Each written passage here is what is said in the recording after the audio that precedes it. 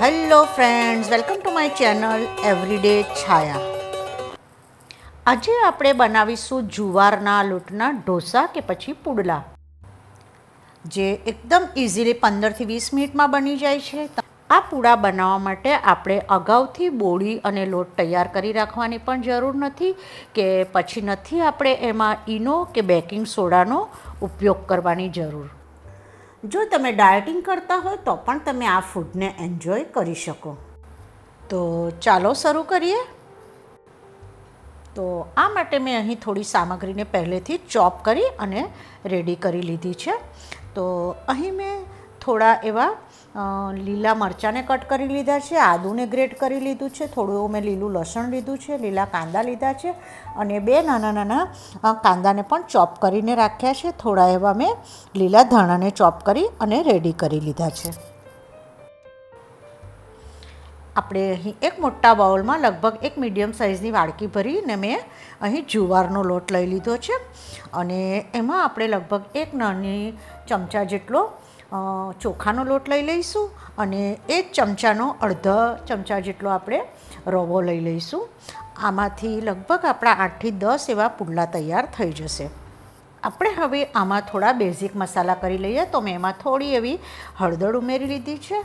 આપણે એમાં થોડી હિંગ ઉમેરી લઈશું અને મેં અહીં થોડા એવા ચીલી ફ્લેક્સનો ઉપયોગ કર્યો છે. ચીલી ફ્લેક્સથી થોડું દેખાવમાં એ ખૂબ સરસ લાગે અને લીલા મરચાં આપણે એડ કરવાના છે. તો ચીલી ફ્લેક્સ તમે જે રીતે તીખું ખાતા હોય એ રીતે તમારે એનો ઉપયોગ કરવો. અને હવે આપણે એમાં ટેસ્ટ મુજબ મીઠું ઉમેરી લઈશું.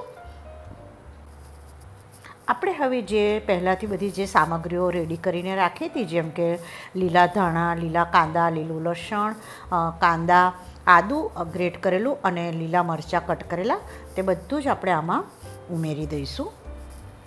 આપણે આ બધી જ વસ્તુને સારી રીતે મિક્સ કરી લઈશું, જેથી કરીને આપણા ઇન્ગ્રીડિયન્ટ અને લોટ બધા એકબીજા સાથે સારી રીતે ભળી જાય. હવે આપણે એમાં પાણી ઉમેરી લઈશું.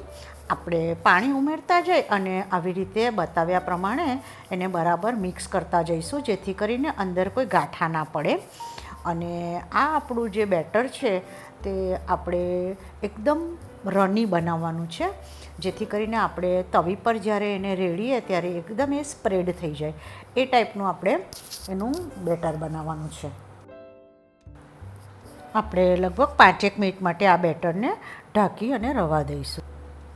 અહીં મેં એક નોનસ્ટિક તવી લઈ લીધી છે. આપણે તવીને એકદમ ગરમ થવા દેવાની છે અને આવી રીતે એના પર પાણી છાંટી અને કોઈ ટિશ્યુ પેપર કે પછી કોઈ કિચન ટોવેલથી એને સારી રીતે સાફ કરી લેવાની છે. આપણે એના પર થોડું એવું ઓઇલ સ્પ્રિંકલ કરી લઈશું અને ફરીથી આપણે ટિશ્યુ પેપરથી એને સારી રીતે સાફ કરી લઈશું. આપણે ગેસની ફ્લેમને મીડિયમ કરી દઈશું અને પછી આપણે એના પર જે આપણે બેટર બનાવ્યું છે તે એના પર કોઈક ગ્લાસ વડે આવી રીતે બહારથી અંદર તરફ આપણે સ્પ્રેડ કરી દઈશું. આપણે એને મીડિયમ ગેસ ઉપર લગભગ 5 મિનિટ માટે ક્રિસ્પી થાય ત્યાં સુધી થવા દઈશું. આપણે એના પર થોડું એવું ઓઇલને સ્પ્રિંકલ કરી લઈશું. મેં અહીં મારી નોનસ્ટિક તવી થોડી મોટી છે, જેથી મેં મોટો પૂડો બનાવ્યો છે. તો આવી રીતે થોડી વારે આપણે તવીને ફેરવતા જઈશું, જેથી કરીને આપણો જે ઢોસા કે પછી પૂડો છે તે એકદમ ક્રિસ્પી એવો થાય. આપણે જોઈએ તો સાઈડમાંથી હવે એની કિનારીઓ છૂટવા માંડી છે. તો હવે આપણે થોડું ચેક કરી લઈશું કે નીચેથી આપણો પૂડો ક્રિસ્પી થયો છે કે નહીં, અને આપણને જેટલો ક્રિસ્પી જોઈએ એ રીતે આપણે એને ક્રિસ્પી કરી લેવાનો. આપણો પૂડો ઉપરથી એકદમ ડ્રાય થઈ ગયો છે અને નીચેથી ક્રિસ્પી એવો થઈ ગયો છે. તો આપણે એને કોઈ પ્લેટમાં કાઢી લઈશું અને આ સેમ પ્રોસેસથી આપણે બીજા એવા પૂડા પણ રેડી કરી લઈશું. મેં અહીં આ થોડો એવો નાનો પૂડો કર્યો છે. આપણે જે આ પૂડા બનાવીએ તેમાં આ જારીઓ આવી રીતે પડવી જોઈએ. આવી રીતે આપણે બધા જ પૂડાને રેડી કરી લઈશું.